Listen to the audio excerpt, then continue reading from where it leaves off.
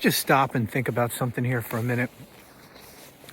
Can you imagine if there were a plane crash and before anyone knew what caused it, the President of the United States came out and said, well, it must have been the fault of incompetent black people. Can you imagine that? Isn't that exactly what just happened a couple of days ago?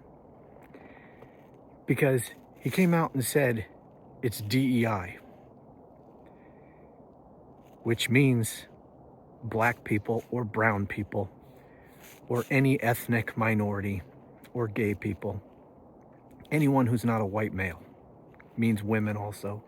It means anyone who's not a white male. That's what it means. So Donald Trump, President of the United States, comes out and immediately says, well, it must have been. And he said, he was asked in a press conference at the White House by a reporter, asked him, you said you don't know what exactly happened.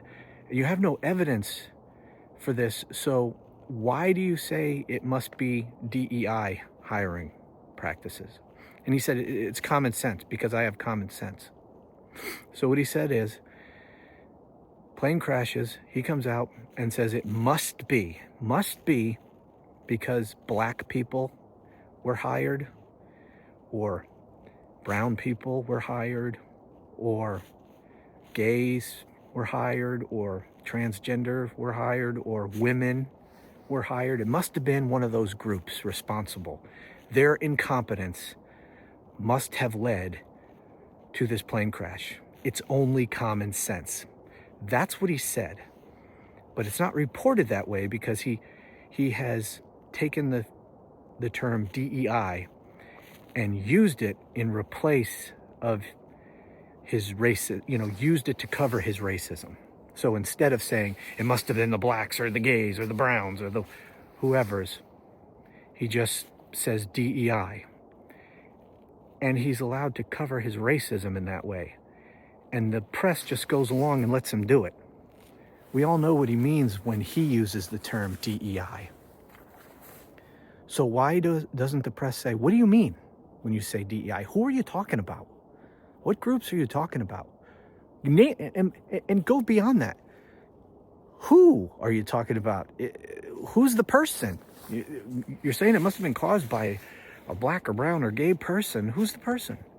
But they let him get away with the racism by just saying DEI. And this is the year 2025. How far we have fallen. And as bad as that is, that a president gets up and says that, no real pushback. No really calling him out on his obvious racism. It's purely what it is. Pure prejudice. And we tolerate it.